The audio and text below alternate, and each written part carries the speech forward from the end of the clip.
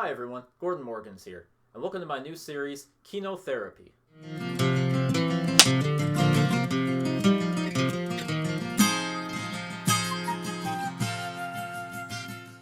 Throughout the years as a film lover, I've always wondered how to convert people, how to get more people interested in cinema, beyond just mainstream Hollywood. Typically foreign films, but art house, independent, experimental, and some classic Hollywood too. I've had people ask me what kind of films they should watch in order to get more into film, and I find that to be a hard question. It can't be answered with a sentence or two, and it can't even be answered with a few film recommendations. It takes time to really understand cinema as an art form, but I ask myself what that question means. So I reinterpret that question into, what are some films that can make me appreciate cinema as an art form?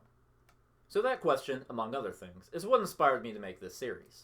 I've assumed people have seen Disney movies, Wizard of Oz, Star Wars, Back to the Future, so I won't really be covering those in this series, not because I'm too good for them. I enjoy plenty of popcorn movies, but that's not really the point of this series. Not just foreign films, there's plenty of American directors I'd love to talk about, but I'm not going to be too strict in making rules for myself here. I'm doing this for fun.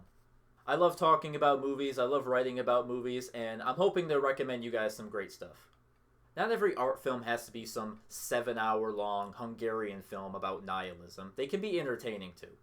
Therefore, I've decided to make a series centering not just on artistic films, but the artists of the trade themselves. Directors.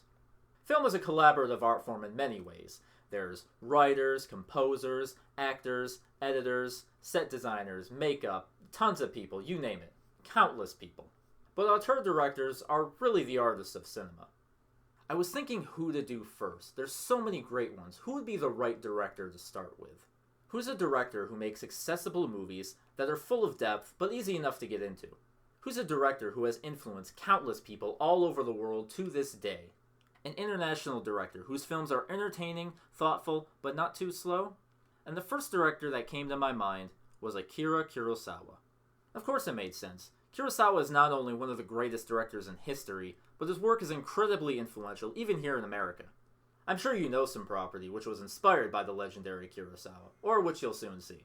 Some of the biggest names and biggest titles would not have even been the same without the massive influence of Kirosawa. What artists did this cinematic legend inspire? Why are his films so great? Join me on a journey through the director's career to find out. This is Kinotherapy.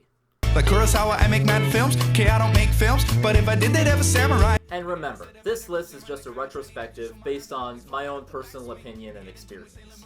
I love films deeply, but I don't know if I'd ever call myself an expert. I haven't seen everything from Kurosawa either, so if you take issue with that, sorry. Take this video with a spoonful of salt. Akira Kurosawa was born on March 23, 1910. Kurosawa was always a creative person, a gentle soul, yet a passionate and lively one. He wanted nothing more than to show the world through his eyes and reflect it through his art. He originally wanted to be a painter. Despite not continuing down that career path, he continued to paint all throughout his life. He even hand-painted the storyboards for his films. Soon, however, Kurosawa took up an interest in film and worked as assistant director for about 5 years, until he finally got the chance to helm his own projects.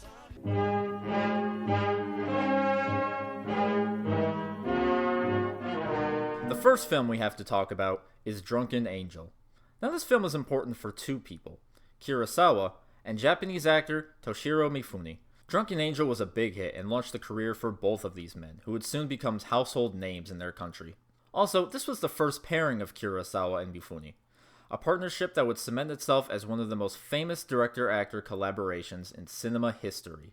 The story about a young Yakuza who befriends a doctor introduced some of Kurosawa's recurring themes, such as good and evil, the state of the world, individuality, and the master and apprentice. Mifune's performance is excellent here.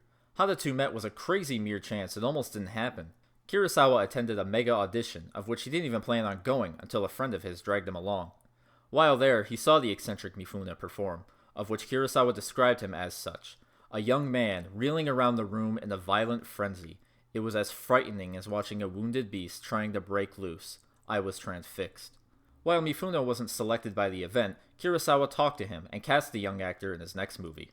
The film doesn't hold up in all ways. It's still good, but not as good as the director's later work. But I think that just might be because he got significantly better over time. Still a good film, important for many reasons, and isn't a bad first watch, as you get to see the humble beginnings of this fantastic duo.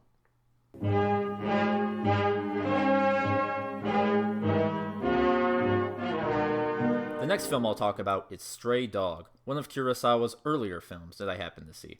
It's of course not as good as his other work, heck, I don't even think it's as good as Drunken Angel, but it's an enjoyable film. The plot follows Toshiro Mifune again as a rookie police officer, when a pickpocketer steals his gun and him and the chief try looking for it.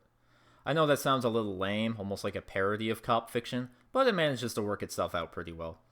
It's not just a hunt for his gun either, they start to uncover some deeper secrets among the crime world, and the gun even comes back in a clever way. It's a little drawn out and the message is kinda heavy-handed. I wouldn't recommend it as an introductory of his filmography, but if you come to love Kurosawa, give it a watch. As far as the messages in Kurosawa's films go, the themes were not all that subtle.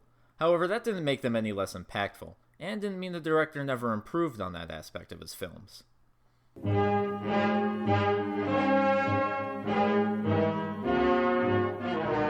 Kurosawa had caught some eyes with Drunken Angel, but if that made him a director, Rashomon had made him a world-renowned artist. Rashomon was his first big break as a master. It garnered critical acclaim all over the world, winning the Golden Lion, and was recognized at the Academy Awards with an honorary token for Outstanding Foreign Film. It was when the West finally noticed Japanese cinema and helped inspire generations of Hollywood directors to come. Rashomon tells the tale of a murder told in different perspectives at a trial. Each character takes turn telling their own version of the incident, which differs and contradicts from the other stories. And if this premise sounds familiar to you, you may be noticing some of that influence I was talking about. I'm sure you've seen this story done before, whether in parody or homage, of characters telling a unique story that's different from the other characters' retelling. Well, it all started with Kurosawa's influential monument, Rashomon. I love the cinematography in this film. It was shot by Kazuo Miyagawa, who worked with many other famous directors of Japan, and every shot of Rashomon is striking yet beautiful. I love the opening scene in which our characters are sitting under a roof, with rain violently pouring down around them, signifying the storm of thoughts going on inside them. The forest is beautifully lit, with beams of light and spots of shadow covering our morally indistinguishable characters. There's also the trial scenes, with the camera brilliantly positioned in the place of the judge, establishing the audience as the jury, set to decide for themselves what they think. Yet at the same time, it's weird how there isn't a voice coming from the judge's spot. The characters talk to and respond to no voice at all. Nothing. Again, I understand Kurosawa was making the audience to judge, but couldn't he have at least had a voice? I feel like I'm watching the teacher from Charlie Brown. Hi. さようでございます。あの死骸を最初に見つけたのは確かにこの私でございます。はい。確か何か見えなかった。何もございません。I digress. What makes Rashomon linger in your head are the questions it leaves unanswered. How do you know what the right thing to do is? What happens if you have to make the right decision, but I'm not sure what the decision is? Rashomon portrays just how morally confusing our world can be, and hard it is to know what to do in tough situations. The world may be gray, but perhaps there's a glimmer of hope. I recommend starting with this film, so it may just be your first foreign feature ever. Even if you're a little nervous, you can't deny the prowess Kurosawa is able to convey, revolving around humanity's frustrations and virtues alike. One quick thing I want to add before we move on is Kurosawa's themes and how he handled them. If you've seen the previous three films before, you'll recognize a pattern of a repeating question these films ask, which is the world a good place? Is the world a bad place? Questioning if and why the world is such a wicked place is still something people ask to this day, so it's very relevant. However, something you may have noticed is it's not the most subtle message presentation-wise. As much as I love Rashomon, and even find the ending beautiful, it can still be a little heavy-handed. However, there's a lot more going on in Rashomon under the surface, which we may not pick up at first. Kurosawa's films portray a range of physical and spiritual lessons about the world and the human soul, but his films are never overbearing with that. At least after Rashomon they weren't. They stay true to telling human tales of people and different times and classes, yet if you look closely you can see so much of what Kurosawa is trying to say. A wide range of themes dealing with the human condition, yet they never feel like films made just for the theme. Rather, he wants to tell a story about a realistic human being with complex emotions, to which then Kurosawa expects his work for any takeaway. Kurosawa's films are mythological in this way, as he tells timeless stories that have been adapted over and over again in media. There's just something that people instantly connect to in his stories. Something that people can really attach themselves to, whether that just be out of culture, passion, or sheer admiration for adhering the master and what he has to teach.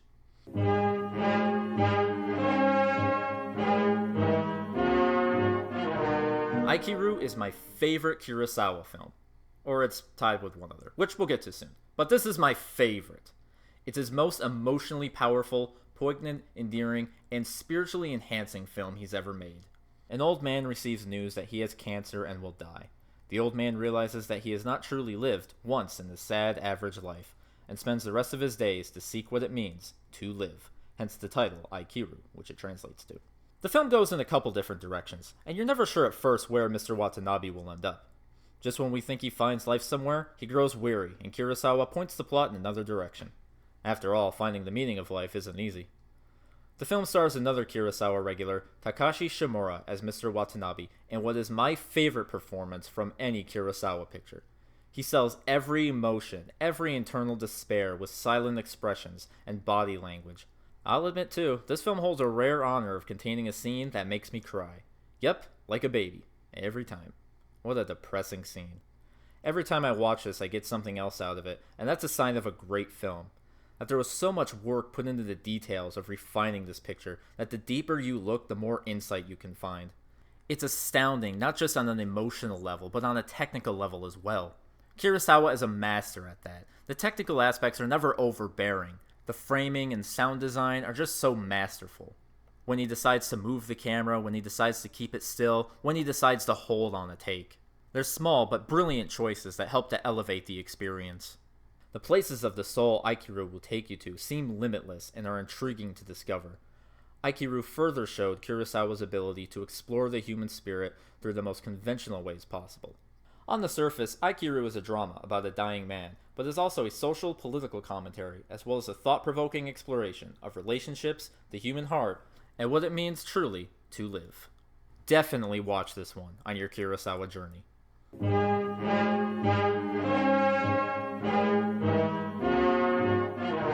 What can I even say? It's 7 freaking samurai! What hasn't been said about this masterpiece? That's the only way to describe Seven Samurai, a masterpiece. Odds are if you haven't seen it, you've heard of it. If you are even remotely into film, you've heard some famous directors cite Seven Samurai as just that, a worldwide phenomenon, the Star Wars to cinephiles of the 50s. The story, the characters, the music, the action, the editing, the themes. How can a film be so perfect? Not familiar? Perhaps you've heard of The Magnificent Seven, a Western remake of Kurosawa's classic. Even Pixar's A Bug's Life remakes the plot. I'm sorry if I'm hyping this up too much, but there's a reason Seventh Samurai is called one of the greatest films of all time. Screw it, I would say it's top 10 of one of the best pictures ever made. The concept of assembling a team of warriors seems so juvenile today, yet it's become mythological in our media now. The framing is some of the best you'll ever see, with Kurosawa's famous widescreen aspect ratio, capturing all 7 samurai as they're perfectly staged and arranged in these encapsulating shots of the scenery. It seemed to establish other tropes of Kurosawa, including samurais, wipe edits, and the already mentioned widescreen. You know when you see Samurai Jack, Kill Bill, or any other film switch to widescreen during a fight scene? That's all just an homage to the samurai films of Akira Kurosawa. The visuals here are given credit to Kurosawa regular Azakazu Nakai, who made his incredible debut with the director here. As well as their feud with the bandits, the film deals with the relationship between the samurai, with each other and the villagers. We see them bond in preparing to defend their village, and there's so much to unravel here. Kurosawa rides the fine line between social commentary and spiritual growth, all amidst general conflict. Again, the story just feels so natural. It's never caught up with shoving a moral down your throat. It wants to tell a story about humanity's struggle. Yet at the same time, the wide range of motifs encompassing the movie is nearly endlessly interpretable. The character of Kokichiyo is perhaps Mifune's best performance, being an eccentric oddball, yet contains so much depth and is the perfect offset in the harmony of the 7. He's a strange mix of adding levity and depth to a film, much like the film itself being an amalgamation of so many different genres and styles. Sometimes brutal, but often entertaining. This film goes so many places, does so many things with this massive epic, yet never feels suffocating in its maximism. Rather, instead is inviting, entertaining, and engaging. Everyone, you have to see Seven Samurai.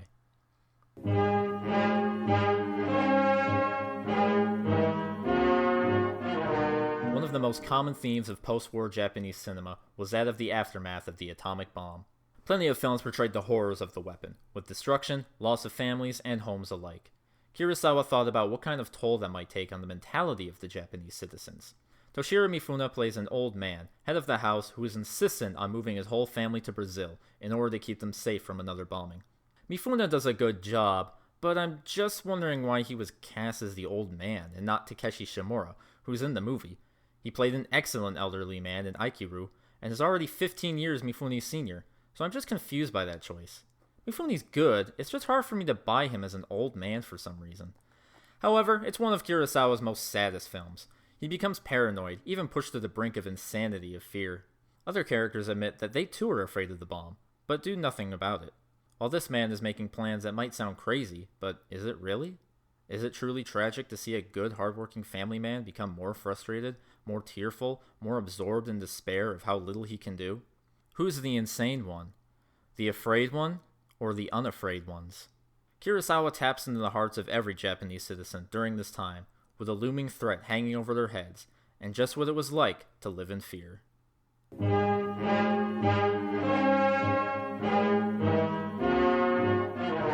I'm a big fan of Shakespeare, but you know who else loves Shakespeare?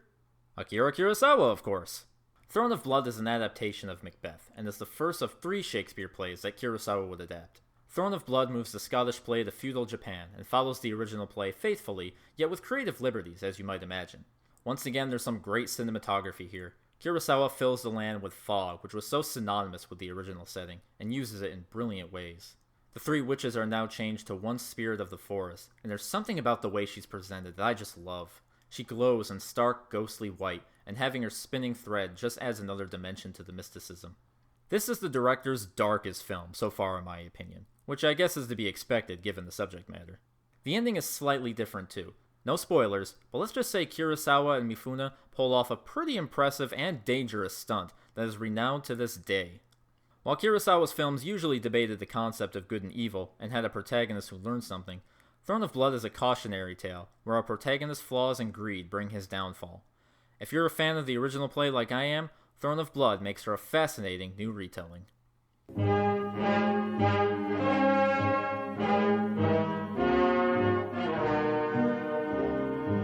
Next film on this list, Star Wars. That's right, The Hidden Fortress served as the basic premise for George Lucas when he made Star Wars.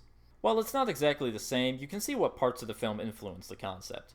The film centers around 2 beggars, the basis of R2-D2 and C-3PO, as our comic relief characters, who are actually quite entertaining. The Hidden Fortress does a good job at balancing the action, comedy, and drama, and yet it always feels like enough. Princess Yuki could even be the inspiration for Princess Leia, even though she never fights. But the princess does show how strong she truly is, and how brave she can be in the face of death. What's interesting about the film is her perspective as she finally leaves the comfort of her home to see war, poverty, violence, yet she sees beauty and virtue in the real world as well.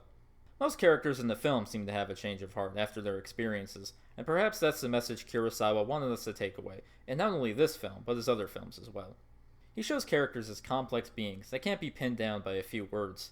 Many probably wouldn't rank The Hidden Fortress as one of his best, but it's Kurosawa at his most fun. It's well shot, entertaining, and has slightly more to offer than you think. A fairly easy watch for beginners.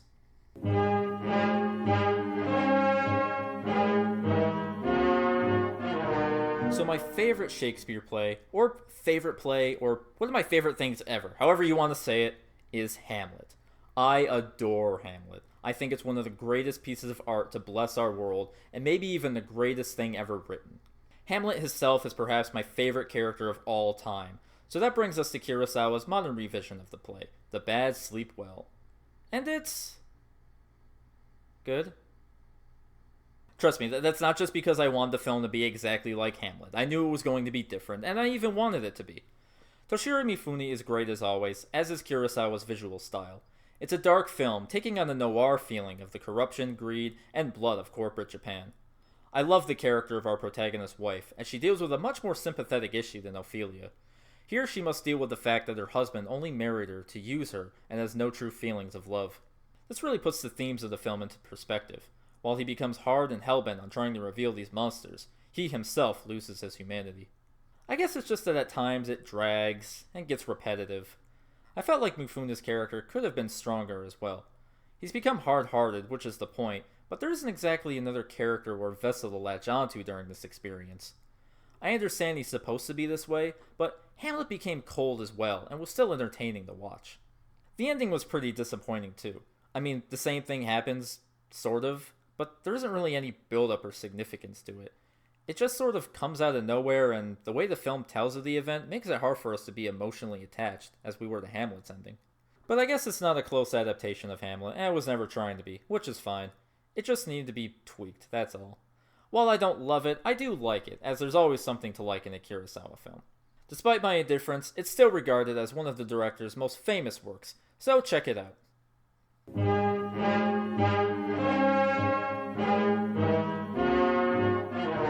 One of Kurosawa's most famous films, Yojimbo. The story is simple. In fact, so simple that some don't consider it to be all that great. They see Yojimbo as a generic, paper-thin action film, with its only value being escapism. Some ways this might appear true. However, don't disregard the master just yet. Remember, Kurosawa's specialty is his ability of subtly representing themes and motives. It's a scene of moral ambiguity under his banality, of which you can reach for yourself and scoop a cup of whatever you might find. This is another great thing about Kurosawa's growth as an artist. If you were to watch something like Stray Dog, which delivers the message blatantly, you wouldn't have much room to think about the meaning yourself. Kurosawa, at this point in his career, had learned to spruce little seeds of wisdom throughout his films. And when the film subverts its themes, the film can mean anything to you. It can be whatever you interpret, and I find that so much more interesting. Anyway, Yojimbo is a classic that has been retold quite a few times, the most famous adaptation being Sergio Leone's A Fistful of Dollars. I'm sure you all know this, with Clint Eastwood and the iconic music. If you've seen that, it's pretty much the plot of Yojimbo. Very little has actually changed. Ironically, Kurosawa was actually influenced by westerns to make Yojimbo, so it's funny how it all came full circle. Yojimbo may have a paper-thin storyline, but it's in the elements of the presentation that makes up for it. Yojimbo is a simple but effective movie, which is really inspiring for anyone looking to be a filmmaker and starting out on small budgets. To me, Yojimbo is about independence, not siding with anyone, but be your own man and fight for what you believe in. One of my favorite scenes is when the two gangs are about to fight, but are too scared. In the middle is the Ronin, just laughing away at them. And that image right there sums up what Kurosawa was trying to say. Kurosawa again attacks the traditions of his country, and he does it in one of the coolest films ever.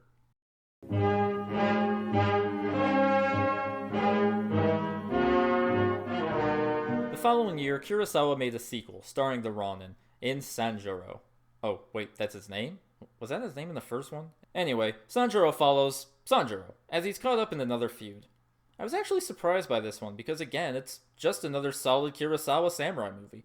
I was expecting just a subpar sequel, and while it's not as good as Yojimbo, I still really liked it. There's a little more insight into the character of Sanjiro this time around. We still never learn exactly who he is, he remains a mystery, but we see him regret, lash out, lament, and feel pain. He almost makes a friendship, but that doesn't work out very well. The story kind of varies from being well written to being cliché. Some moments are a little stupid and awkward too. However, what draws us in is watching Toshiro Mifune play one of the most badass characters in all of cinema. The way he tricks and outsmarts his opponents at every move. It's a shame, for I would have liked to see more with this character, as he struggles to slay the demons in the real world and in himself. And maybe even learn a little more about the mysterious Ronin. Solid samurai flick. If you like these kind of movies, check it out. This is why I think Kurosawa is a great place to start, for anyone looking into foreign films or to view cinema in a deeper way. They're not too challenging to watch, at least not in an indulgent or esoteric kind of way. He still presents morals and dilemmas that are challenging yet engaging, and grasp you in an entertaining way. I doubt you'll immediately grasp what cinema's all about after viewing his filmography. I still don't know what cinema's all about. But I feel like you can enjoy the simple folktale quality of his stories, be highly entertained by them, but also learn to appreciate his vision and aesthetic merit.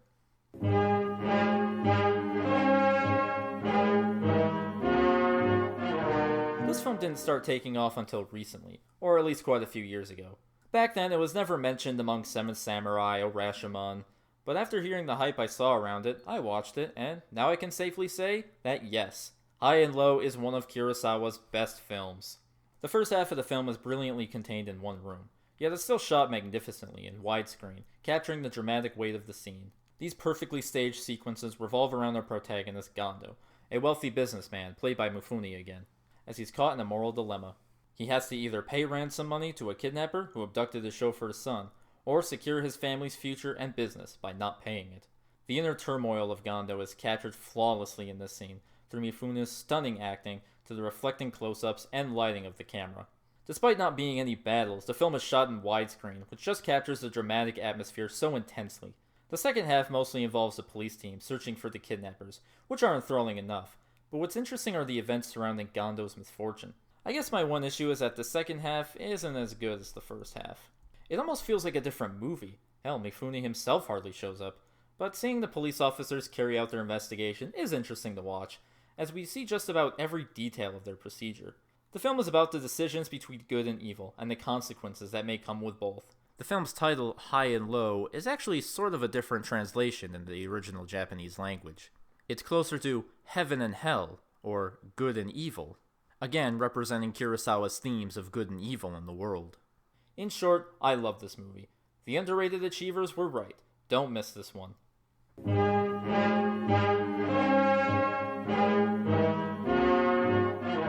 This was a surprise, as I wasn't sure what to expect from Redbeard, especially given the runtime, but I ended up really liking it. It again covers the complex struggles of humanity that Kurosawa is so good at representing. Toshiro Mifune excellently plays a doctor, strong and dedicated, but begrudged due to his strain of work and how little seems to get done, which is really the message of the film. It's the pain of feeling that no matter how much good you do, nothing seems to be accomplished. The film is even more hopeless when it's taken back 500 years ago, when medicine was hardly even advanced. Back then, if you got sick, you were just expected to die. Unfortunately, this was the last film Kurosawa and Mifune would work on together, as the two had a falling out. The film took 4 years to make, which drove some tempers up the wall. It's a shame that the film wasn't regarded too highly upon its release, as their quarrel ended their partnership. On the bright side, the two eventually reconciled with each other before their deaths, even though they never worked together again. I think Redbeard is a little long for what it is, but I found the film to be an enjoyable drama of the never-ending struggle for good. Around this time, however, Kurosawa faced more struggles than just his ending partnership. His contract with Toho Studios ended, and Kurosawa decided to take this opportunity to go abroad and film outside his country. This didn't work out so well. He tried to make some movies here in Hollywood, but sadly none of his projects fell through. Back in Japan, he made a few more films, but none were as successful as his previous works. This was perhaps the lowest point in Kurosawa's life, career and personally wise. Many thought he would never make another picture again, and as eager to prove them wrong as he was, Kurosawa's mental and physical health were taking a toll. However, the famed director would not give up, and luckily, help was on his way. Many directors in America stepped in to save their grand influence. Those such as George Lucas, Francis Ford Coppola, Sidney Lumet, Martin Scorsese, and Steven Spielberg all helped in one way or another for Kurosawa to regain his footing in the filmmaking world. There's something poetically beautiful about all these young filmmakers who wouldn't be where they are today without Akira Kurosawa, giving back to the man who gave them all the inspiration. Lucas, just coming off the success of Star Wars, produced Kurosawa's next film, along with Coppola, who had directed The Godfather and Apocalypse Now. The result was Kagemusha.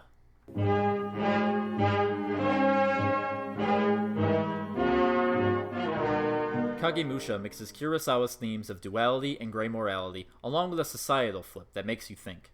The film is about a thief who is coerced into posing as a feudal lord in order to keep his enemies in fear. Throughout the film, the Kagemusha, played by legendary actor Tatsuya Nakadai, begins to really adapt to his role, making wise decisions, improvements, becoming loyal to his clan, and even growing a close bond with his grandson. Kurosawa shows us that he's just as capable of making films in color as he was in black and white, with the cinematography capturing every ray of light and color to make the scenery really pop. There's also a beautiful dream sequence, which almost looks like a Van Gogh painting. Parts of this film can drag too, unfortunately. I feel as though the first act could have been cut down, but it is made up for with the battle sequence in the end. A grand-scale conflict that results in destruction and tragedy. The ending to this film is just heartbreaking in an eye-opening way. Much like Redbeard, it can suffer from being too slow, but I think it's still worth a watch. And if you thought the battle sequences here were epic, then get ready for... You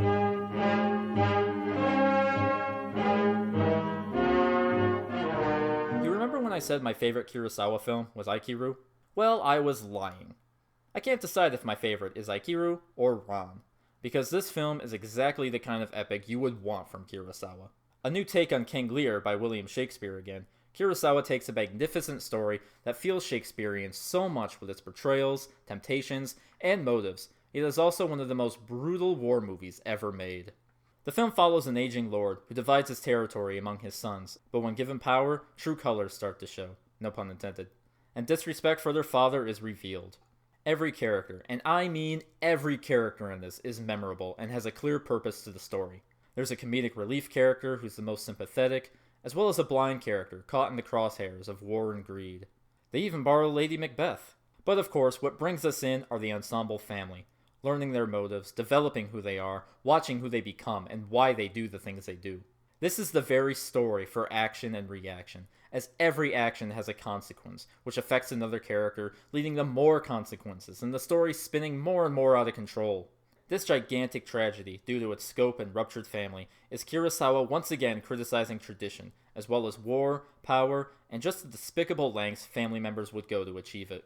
It hits even harder when you realize that the main characters fighting are all family, as if these people are just commodities rather than loved ones. I also just love the monologue describing how the gods don't punish us, that they take pity on us humans. Here, Kurosawa completely masters color, with each clan represented by a different hue, while the father is in pure white.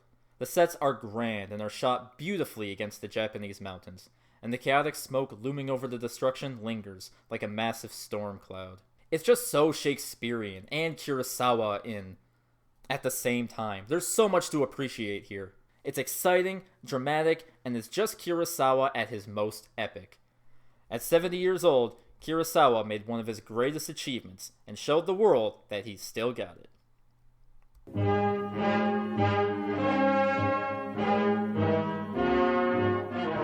This is perhaps Kurosawa's most controversial film, but it's still pretty good, at least to me. Controversial for many different reasons.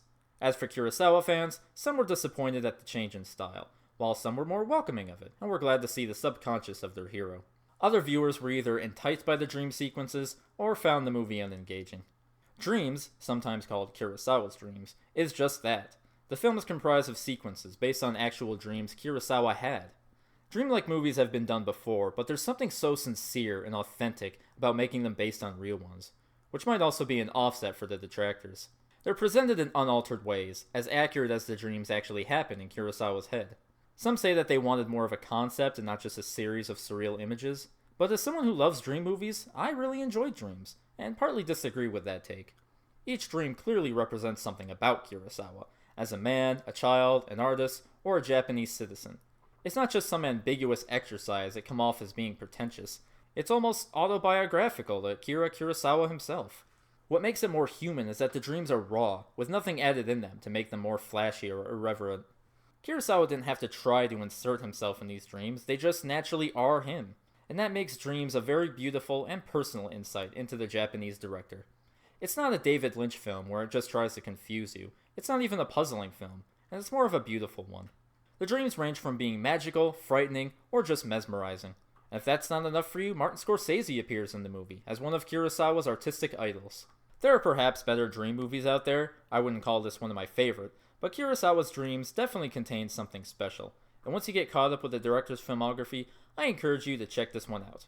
I understand that this differs from his previous films a lot, as it's less of an entertaining samurai film and more of a cognitive meditation. So maybe save this one till the end. But give it a chance anyway. You may never know. Kurosawa had regained his career, his spirits, and his reputation. One day, Kurosawa was injured on set, although he was fine afterwards. He never got to fulfill his dream of dying on set while making a movie, but lived a healthy and prosperous life. He spent his final years at home, luckily with a sound mind and joyful soul. Despite being of sane mind, his body was not as healthy, and was soon deteriorating. Akira Kurosawa died on September 6, 1998, at the age of 88 years old. He left behind a catalog that has changed cinema history forever. His storytelling abilities and filmmaking techniques are studied and inspired even to this day. So the next time you watch The Magnificent Seven, A Fistful of Dollars, or Star Wars, just remember that it wouldn't be the same today without Akira Kurosawa. Thus concludes my Akira Kurosawa retrospective / starter pack. Thank you so much for watching my video. I hope you enjoyed it. Please leave a comment below. Let me know what you like. Let me know what you didn't like, what I should change, what I should do different in future videos. Like I said, this is an ongoing series I want to keep doing. So yeah, please give me some feedback. I want to know what you guys want to see. What filmmakers you'd like to see me cover. I'm going to cover as many as possible. But yeah, go ahead. Let me know what your favorite Kurosawa films are. Let me know if I recommended you something that you like, because I really hope that I did. Again, I'm open to suggestions, so yeah, go ahead and leave a comment, like, share, subscribe, thumb the bell, do all the cool stuff that YouTube watchers do. And I'll see you guys in the next Kinotherapy. Take care.